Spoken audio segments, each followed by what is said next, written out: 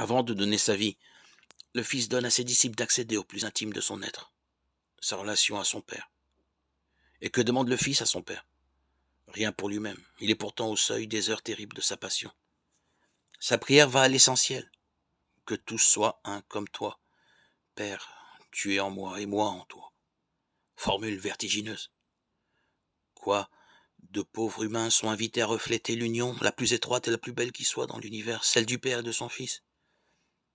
Ce serait pure folie s'il ne s'agissait justement de la demande du Fils à son Père.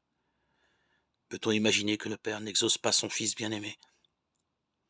L'union entre les disciples du Fils ne sera pas la conséquence de leur mérite humain, mais le fruit de l'Esprit, qui est le lien même d'amour et d'unité entre le Fils et le Père. Et pourquoi est-il si important que les disciples soient un? Certes, toute organisation humaine a besoin d'une certaine unité, mais l'union dont les disciples du Christ doivent donner l'exemple est au service de l'évangélisation. Qu'ils soient un en nous, eux aussi, pour que le monde croie que tu m'as envoyé. Quelle responsabilité!